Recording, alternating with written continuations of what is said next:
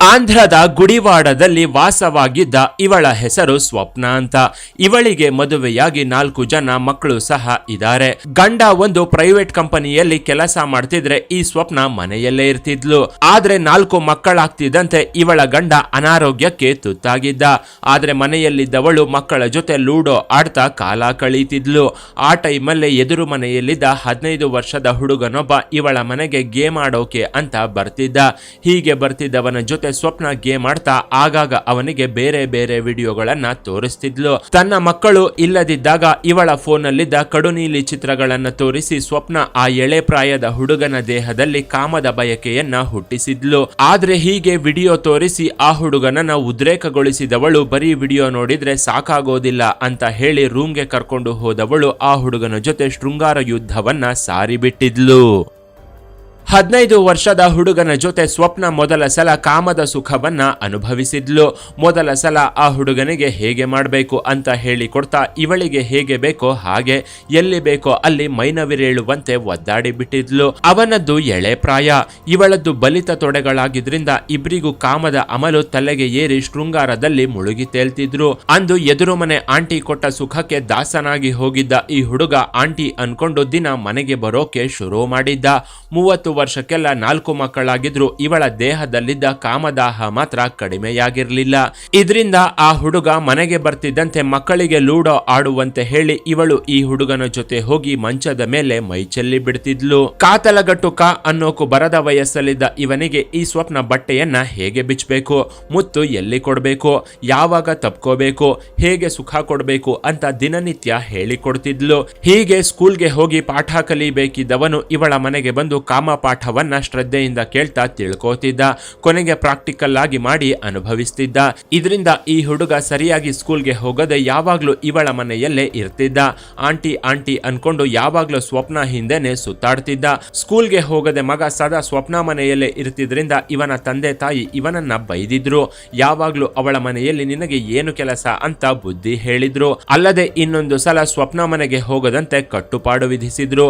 ಹೀಗಾಗಿ ಇವನು ಸ್ಕೂಲ್ಗೆ ಹೋಗೋದಕ್ಕೂ ಮೊದಲು ಹಾಗೂ ಸ್ಕೂಲ್ನಿಂದ ಬಂದ ನಂತರ ಅಂತ ದಿನಕ್ಕೆ 2 ಸಲ ಸ್ವಪ್ನಗೆ ಸುಖ ಕೊಡ್ತಿದ್ದ. ಅವನ ಎಳೆ ಹೊಡೆತಗಳಿಗೆ ಸ್ವಪ್ನ ತಡೆಯೋಕೆ ಆಗದೆ ಮಂಚದ ಮೇಲೆ ಒದ್ದಾಡಿ ಹೋಗ್ತಿದ್ಲು. ಆದ್ರೆ ದಿನಕ್ಕೆ 2 ಸಲ ಶೃಂಗಾರದ ರುಚಿಯನ್ನ ತೋರಿಸ್ತಿದ್ರಿಂದ ಇದು ಸ್ವಪ್ನಗೆ ಸಾಕಾಗಿರ್ಲಿಲ್ಲ. ಇವಳ ಮೈಯಲ್ಲಿ ಕಾಮದಾಹ ಎಷ್ಟಿತ್ತು ಅಂದ್ರೆ ದಿನ ಪೂರ್ತಿ ಇವಳ ಗುಡಾರವನ್ನ ಮೇಲೆತ್ತಿ ಗೂಟ ಇಳಿಸ್ತೀನಿ ಅಂದ್ರು ಇದಕ್ಕೆ ಇವಳು ಸೈ ಅಂತಿದ್ಲು. ಅಷ್ಟರ ಮಟ್ಟಿಗೆ ಇವಳು ಕಾಮಕ್ಕೆ ದಾಸಿಯಾಗಿ ಹೋಗಿದ್ಲು. ಅವನು ಸಹ ಕಾಮದ ಆಸೆಯಿಂದ ಇವಳ ಹತ್ರಕ್ಕೆ ಓಡೋಡಿ ಬರ್ತಿದ್ದ. ಹೀಗೆ 15 ವರ್ಷದ ಹುಡುಗನ ಜೊತೆ ಇವಳು ಇಷ್ಟ ಬಂದಂತೆ ಮಜಾ ಮಾಡ್ತಾ ಶೃಂಗಾರ ಸುಖವನ್ನ ಎಂಜಾಯ್ ಮಾಡ್ತಿದ್ಲು.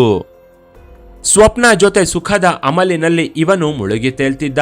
ಆ ಬಾಲಕನ ಜೊತೆಗೆ ಶೃಂಗಾರ ಸುಖಕ್ಕೆ ಸ್ವಪ್ನ ಸಹ ಹುಚ್ಚಿಯಾಗಿ ಹೋಗಿದ್ಲು. ಆದ್ರೆ ಆ ಬಾಲಕನ ತಂದೆ ತಾಯಿ ಅವಳ ಮನೆಗೆ ಹೋಗದಂತೆ ಸದಾ ಎಚ್ಚರಿಸ್ತಿದ್ರು. ಇದರಿಂದ ಆ ಹುಡುಗ ಇವಳ ಮನೆಗೆ ಬರೋದು ದಿನದಿಂದ ದಿನಕ್ಕೆ ಕಡಿಮೆಯಾಗ್ತಾ ಬಂದಿತ್ತು.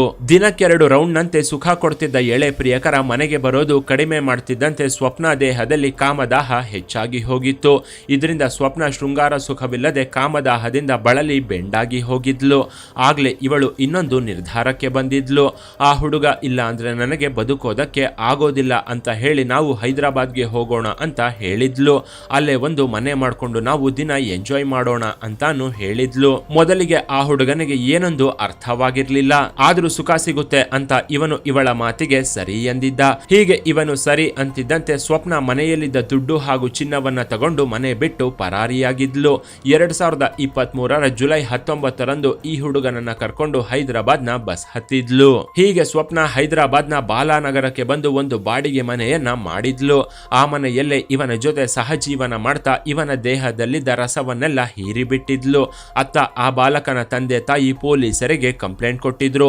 ಆಗ ಗುಡಿವಾಡ ಪೊಲೀಸರು ಆ ಬಾಲಕನಿಗಾಗಿ ಹುಡುಕೋಕೆ ಶುರು ಮಾಡಿದ್ರು. ಕೃಷ್ಣಾ ಜಿಲ್ಲೆಯ ಎಸ್ಪಿ ಆಗಿದ್ದ ಜೋಶ್ವಾ ಎಪಿ ಹಾಗೂ ಗುಡಿವಾಡ ಡಿಎಸ್ಪಿ ಆಗಿದ್ದ ಸಚ್ಚಿದಾನಂದ ಅವರ ನೇತೃತ್ವದಲ್ಲಿ ಒಂದು ಟೀಮ್ ನ ರಚಿಸಿದ್ರು. ಇವರ ಟೀಮ್ನಲ್ಲಿದ್ದ ಗುಡಿವಾಡ ಸಿಐ ದುರ್ಗಾರಾವ್ ಈ ಕೇಸ್ನ ಕೈಗೆತ್ತಿಕೊಂಡಿದ್ರು. ಹೈದರಾಬಾದ್ಗೆ ಬಂದ ಒಂದೆರಡು ದಿನ ಇವನಿಗೆ ಸ್ವಪ್ನ ಕೊಡ್ತಿದ್ದ ದೇಹ ಸುಖವಾಗೇ ಇತ್ತು. ಆದರೆ ಬರಬರ್ತಾ ಇದು ಅವನಿಗೆ ಟಾರ್ಚರ್ ಅನಿಸೋಕೆ ಶುರುವಾಗಿತ್ತು. ಯಾಕಂದ್ರೆ ದಿನಕ್ಕೆ 5ರಿಂದ 6 ಸಲ ಸ್ವಪ್ನ ಈ ಹುಡುಗನನ್ನ ಕಾಮದಾಟಕ್ಕೆ ಆಹ್ವಾನಿಸ್ತಿದ್ಲು. ಬೆಳಗ್ಗೆ ಎದ್ದಾಗಿನಿಂದ ಇವಳಿಗೆ ಯಾವಾಗ ಬೇಕೋ ಆವಾಗ ಇವನು ಬಂದು ಇವಳ ತೀಟೆಯನ್ನ ತೀರಿಸಬೇಕಿತ್ತು. ಒಂದೊಂದು ಸಲ ಇವಳು ಬಟ್ಟೆಯನ್ನು ಹಾಕದೆ ಮನೆಯಲ್ಲಿ ಓಡಾಡ್ತಾ ಇವನನ್ನ ಸದಾ ಕಾಮದಾಟವಾಡುವಂತೆ ಪೀಡಿಸ್ತಿದ್ಲು. ಆದರೆ ಯಾವಾಗ ಇದು ಜಾಸ್ತಿ ಆಯ್ತೋ ಆಗ್ಲೇ ಈ ಬಾಲಕ ಹೆದರಿ ಹೋಗಿದ್ದ.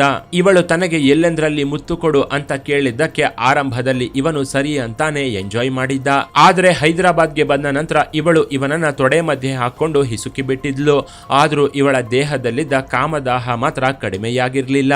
ಹೀಗಾಗಿ ಈ ಬಾಲಕ ಹೆದರಿ ಹೋಗಿದ್ದ. 1 ವಾರ ಆಗ್ತಿದ್ದಂತೆ ನಾನು ನಮ್ಮ ಮನೆಗೆ ಹೋಗ್ಬೇಕು ಅಂತ ಇವನು ಹಠ ಹಿಡಿದಿದ್ದ. ಆಗ್ಲೇ ಈ ಸ್ವಪ್ನಗೆ ಒಂದು ವಿಷಯ ಅರ್ಥವಾಗಿತ್ತು. ಇವನು ಒಂದಲ್ಲ ಒಂದು ದಿನ ಹೊರಟು ಹೋಗ್ತಾನೆ, ಹೆಚ್ಚು ದಿನ ತನ್ನ ಹತ್ರ ಇರೋದಿಲ್ಲ ಅಂತ ಇವಳಿಗೆ ಅರ್ಥವಾಗಿತ್ತು. ಇದು ಸ್ವಪ್ನಗೆ ಗೊತ್ತಾಗ್ತಿದ್ದಂತೆ ಇವನಿಗೆ ದುಡ್ಡು ಕೊಡೋದನ್ನ ನಿಲ್ಲಿಸಿದ್ಲು. ಆಗ ಇವನು ಬಾಡಿಗೆಗೆ ಇದ್ದ ಅಕ್ಕಪಕ್ಕದ ಮನೆಯವರ ಫೋನ್ಗಳನ್ನ ತಗೊಂಡು ತನ್ನ ಫ್ರೆಂಡ್ಸ್ಗೆ ಮೆಸೇಜ್ ಮಾಡೋಕೆ ಶುರು ಮಾಡಿದ್ದ. ನನಗೆ ಸ್ವಲ್ಪ ದುಡ್ಡು ಕೊಟ್ರೆ ನಾನು ಮನೆಗೆ ವಾಪಸ್ ಬರೋದಾಗಿ ಒಂದೆರಡು ಫ್ರೆಂಡ್ಸ್ಗೆ ಹೇಳಿದ್ದ. ಆದರೆ ಪೊಲೀಸರ ಭಯದಿಂದ ಇವನ ಸ್ನೇಹಿತರು ಯಾರು ಅದಕ್ಕೆ ರಿಪ್ಲೈ ಮಾಡಿರಲಿಲ್ಲ. ಕೊನೆಗೆ ಈ ಬಾಲಕ ಪಕ್ಕದ ಮನೆಯ ಒಬ್ಬ ಅಪರಿಚಿತನ ಫೋನ್ನಿಂದ ತನ್ನ ತಂದೆಗೆ ಕಾಲ್ ಮಾಡಿದ್ದ. ನಾನು ಹೈದರಾಬಾದ್ನಲ್ಲಿದ್ದು ಬಂದು ಕರ್ಕೊಂಡು ಹೋಗು ಅಂತ ತನ್ನ ತಂದೆಗೆ ಆ ಬಾಲಕ ಹೇಳಿದ್ದ. ಅಲ್ಲಿಗಾಗ್ಲೇ ಜಿಲ್ಲಾ ಎಸ್ಪಿ ನೇತೃತ್ವದ ಟೀಮ್ ಈ ಹುಡುಗನಿಗಾಗಿ ಹುಡುಕ್ತಿದ್ರು. ಈ ನಡುವೆ ಅವನೇ ತನ್ನ ತಂದೆಗೆ ಕಾಲ್ ಮಾಡಿದ್ದ. ಹೀಗಾಗಿ ಪೊಲೀಸರು ಕೂಡಲೇ ಹೈದರಾಬಾದ್ನ ಬಾಲಾನಗರದಲ್ಲಿದ್ದ ಈ ಬಾಲಕ ಹಾಗೂ ಸ್ವಪ್ನನ ವಶಕ್ಕೆ ಪಡ್ಕೊಂಡಿದ್ರು. ಬಳಿಕ ಇವನನ್ನ ಪರೀಕ್ಷೆಗೆ ಒಳಪಡಿಸಿ ಪೋಷಕರಿಗೆ ಒಪ್ಪಿಸಿದ್ರು. ಇತ್ತ ಸ್ವಪ್ನ ಮೇಲೆ 15 ವರ್ಷದ ಬಾಲಕನನ್ನ ಬಲವಂತವಾಗಿ ಕರ್ಕೊಂಡು ಹೋಗಿದ್ರಿಂದ ಕಿಡ್ನಾಪ್ ಕೇಸ್ ಜೊತೆಗೆ ಪೋಕ್ಸೋ ಕೇಸ್ ಕೂಡ ದಾಖಲಾಗಿತ್ತು. ಇದರಿಂದ ಸ್ವಪ್ನ ಜೈಲು ಪಾಲಾದ್ಲು. ಇನ್ನು ತಮಿಳುನಾಡಿನ ತಿರುಚನಾಪಲ್ಲಿಯ ತೊರೆಯೂರಿನಲ್ಲೂ ಇಂಥದೇ ಒಂದು ಘಟನೆ ನಡೆದಿತ್ತು. ಶರ್ಮಿಳಾ ಅನ್ನೋ ಪ್ರೈವೇಟ್ ಸ್ಕೂಲ್ ಟೀಚರ್ 11 ಹಾಗೂ 12ನೇ ತರಗತಿಯ ಮಕ್ಕಳಿಗೆ ಮ್ಯಾಥ್ಸ್ ನ ಹೇಳಿಕೊಡ್ತಿದ್ಲು. ಶರ್ಮಿಳಾಗೆ ಮದುವೆಯಾಗಿದ್ರು ತನ್ನ ಕ್ಲಾಸ್ನಲ್ಲಿದ್ದ 17 ವರ್ಷದ ಹುಡುಗನನ್ನ ತನ್ನ ಕಣ್ಣೋಟದ ಮೂಲಕ ಕೆಣಕ್ತಿದ್ಲು. ಇವಳ ನೋಟಕ್ಕೆ ಆ ಹುಡುಗ ಸಹ ಕ್ಲೀನ್ ಬೋಲ್ಡ್ ಆಗಿದ್ದ. ಯಾವುದೋ ಒಂದು ನೆಪದಲ್ಲಿ ಟೀಚರ್ ಹತ್ರ ಡೌಟ್ ಕೇಳೋಕೆ ಅಂತಾನೆ ಹೋಗ್ತಿದ್ದ. ಹೀಗೆ ಒಂದು ದಿನ ಟ್ಯೂಷನ್ ಹೇಳಿಕೊಡೋದಾಗಿ ಆ ಹುಡುಗನನ್ನ ಇವಳು ಮನೆಗೆ ಕರೆದಿದ್ಲು. ಅಂದು ಇವಳು ಟ್ಯೂಷನ್ ಹೇಳಿಕೊಡೋ ಬದಲು ಶೃಂಗಾರದ ಪಾಠವನ್ನ ಸವಿಸ್ತಾರವಾಗಿ ಮಾಡಿದ್ಲು. ಮನೆಯಲ್ಲಿ ಗಂಡನಿಲ್ಲದ ಟೈಮ್ ನೋಡ್ಕೊಂಡು ಆ ಹುಡುಗನನ್ನ ಮನೆಗೆ ಕರೆಸಿಕೊಂಡು ಎಂಜಾಯ್ ಮಾಡೋಕೆ ಶುರು ಮಾಡಿದ್ಲು.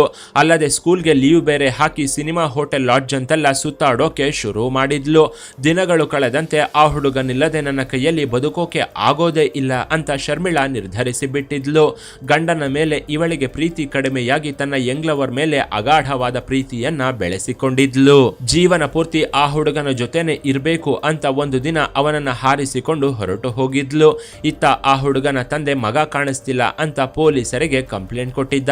ಅವನು ಸ್ಕೂಲ್ಗೆ ಅಂತ ಹೋದವನು ವಾಪಸ್ ಬಂದಿಲ್ಲ ಅಂತ ಪೊಲೀಸರಿಗೆ ಹೇಳಿದ್ದ.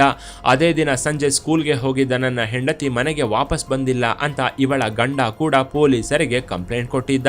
ಆಗ್ಲೇ ಪೊಲೀಸರು ಇವರಿಬ್ರು ಲವ್ ಮಾಡ್ತಿದ್ದು ಮನೆ ಬಿಟ್ಟು ಓಡ್ ಹೋಗಿದ್ದಾರೆ ಅಂತ ಇವರನ್ನ ಹುಡುಕೋಕೆ ಶುರು ಮಾಡಿದ್ರು. ಶರ್ಮಿಳಾ ಸಿಮ್ ಕಾರ್ಡ್ ನ ಚೇಂಜ್ ಮಾಡಿದ್ಲು. ಆದ್ರೆ ತನ್ನ ಆಧಾರ್ ಕಾರ್ಡ್ ನಲ್ಲೇ ಇನ್ನೊಂದು ಸಿಮ್ ನ ತಗೊಂಡಿದ್ರಿಂದ ಇವಳು ಸಿಕ್ಕಿ ಬಿದ್ದಿದ್ಲು. ಆಗ ಇವಳ ಫೋನ್ ಲೊಕೇಶನ್ ಆಧಾರದ ಮೇಲೆ ಪೊಲೀಸರು ಶರ್ಮಿಳಾನ ವಶಕ್ಕೆ ಪಡೆದು ವಿಚಾರಿಸಿದ್ರು. ಆಗ ಈ 17 ವರ್ಷದ ಹುಡುಗ ಇವಳು ನನ್ನ ಹೆಂಡತಿ ಅಂತ ಪೊಲೀಸರ ಮೇಲೇನೆ ಮುಗಿಬಿದ್ದಿದ್ದ. ಅಲ್ಲದೆ ನಾವು ದೇವಸ್ಥಾನದಲ್ಲಿ ಮದುವೆ ಮಾಡ್ಕೊಂಡಿದೀವಿ ಅಂತ ಕೆಲವು ಫೋಟೋಗಳನ್ನ ತೋರಿಸಿದ್ದ. ಪೊಲೀಸರು ಶರ್ಮಿಳಾನ ನಿನ್ನ ಹಳೆ ತಾಳಿ ಏನು ಮಾಡಿದೆ ಅಂತ ಕೇಳಿದ್ದಕ್ಕೆ ಇವಳು ಆ ಹುಡುಗ ನನಗೆ ಇಷ್ಟವಾದ, ಅವನನ್ನ ಮದುವೆಯಾಗೋದಕ್ಕೆ ಅಂತಾನೆ ಹಳೆ ತಾಳಿಯನ್ನ ಕಿತ್ತೆಸೆದೆ ಅಂತ ಹೇಳಿದ್ಲು. ಆದ್ರೆ ಆ ಬಾಲಕನಿಗೆ 17 ವರ್ಷವಾಗಿದ್ರಿಂದ ಈ ಮದುವೆ ಲೀಗಲ್ ಆಗಿ ನಿಲ್ಲೋದಿಲ್ಲ ಅಂತ ಹೇಳಿ ಪೊಲೀಸರು ಈಕೆಯನ್ನ ಜೈಲಿಗೆ ಕಳಿಸಿದ್ರು. ಆ ಬಾಲಕ ನಾನು ನನ್ನ ತಂದೆ ತಾಯಿ ಹತ್ರ ಹೋಗೋದಿಲ್ಲ ಅಂತ ಹೇಳ್ತಿದ್ದಂತೆ ಜುವೆನಲ್ ಕಸ್ಟಡಿಗೆ ಒಪ್ಪಿಸಿದ್ರು. ಸದ್ಯ ಮಾಡಿದ ತಪ್ಪಿಗೆ ಈ ಮಹಿಳೆಯರಿಬ್ರು ಜೈಲಿನಲ್ಲಿದ್ದು ಈ ಸ್ಟೋರಿ ಬಗ್ಗೆ ನಿಮ್ಮ ಅಭಿಪ್ರಾಯವನ್ನ ಕಾಮೆಂಟ್ ಮಾಡಿ. ಕೆಳಗಿನ ಡಿಸ್ಕ್ರಿಪ್ಷನ್ ಬಾಕ್ಸ್ ನಲ್ಲಿ ವಾಟ್ಸ್ಆಪ್ ಚಾನೆಲ್ ನ ಲಿಂಕ್ ಕೊಡಲಾಗಿದ್ದು ಅದನ್ನ ಸಹ ಫಾಲೋ ಮಾಡಿ. ಇನ್ನಷ್ಟು ಇಂಟ್ರೆಸ್ಟಿಂಗ್ ವಿಡಿಯೋಗಳಿಗಾಗಿ ಚಾನೆಲ್ ನ ವಿಸಿಟ್ ಮಾಡಿ.